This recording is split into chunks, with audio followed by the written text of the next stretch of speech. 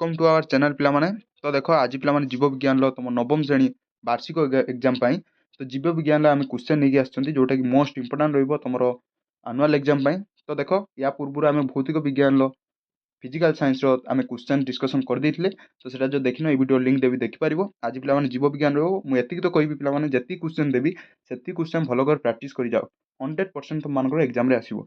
बहुत कम देवी पिला माने से क्वेश्चन ही प्राक्ट कर जाओ। बुझीपार कि देख क्वेश्चन कोई क्वेश्चन तुम नोट रे लिखा चेष्टा कर एनसार लिख पे एनसार भी जब दरकार कमेंट कर फास्ट तुम क्वेश्चन पूरा वीडियो लास्ट पर्यटन देख सार। बुझिपाल कि तो फास्ट क्वेश्चन देखा पे देख 4 नंबर ए क्वेश्चन देती थालोफाइट एवं टेरिडोफाइट शरीर गठन विशेषता लेख।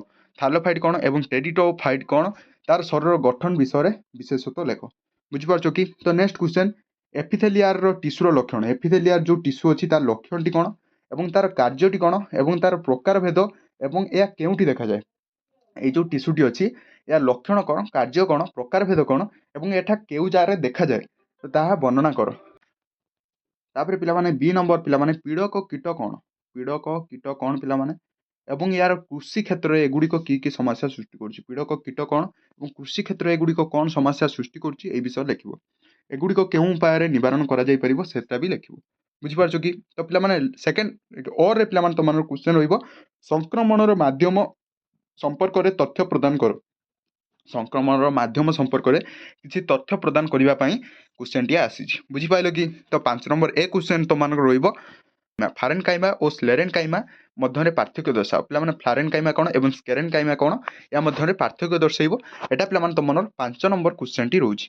तापर पे और पे आसो पंजाई और प्लांटी मध्य पार्थक्य दर्शाओ। पंजाई कौन और पे प्लांटी कौन या मध्य पार्थक्य टी दर्शाइब। बुझिपार कि तो बी नंबर क्वेश्चन तुम रोटे उद्दीप्त कोषर नामांकित चित्र यहाँ पे एग्जाम आसो भल कर देखिए जीव गोटे उद्दीप्त कोषर नामांकित चित्र अंकन कर और पे तुम कोविड-19 भूताणुर प्रत्यक्ष संक्रमण रेखाचित्र अंकन कर। बुझिपार कि एटा भी एग्जाम आसला भली क्वेश्चन कोविड-19 भूताणुर प्रत्यक्ष संक्रमण संक्रमण गोटे चित्र अंकन कर जो कोविड-19 बुझिपार कि एटा भी एग्जाम आसो ये भल कर देख। तो सी नंबर क्वेश्चन देख एप्स मानकर शरीर गठन विशेषता बुझा जो एप्स मान अच्छा से शरीर गठन कौ हिसाब से होता है तार गोटे छोटिया चित्र काटिकी तार विशेषता बुझेब। नेक्स्ट क्वेश्चन पे और पे जड़े व्यक्ति को मैलेरिया होती बोली किपर जान जड़े व्यक्ति को जब मैलेरिया होती तो होती आम किपर जाना तो से विषय में लिख। बुझिपाल कि तो 6 नंबर ए पे क्वेश्चन देखा कोष मध्य जलर परासरण किपर होता है जदि गोटे कोष कहवा तो ये कोष मध्य जलर परासरण किपर होता है से विषय गोटे लिख। बुझिपाल कि तापर और पे अच्छी अपजब क्षार बैक्टेरिया कार्य कौन अपजब क्षार बैक्टेरिया तार कार्यटा कौन तो सहीटा लिख।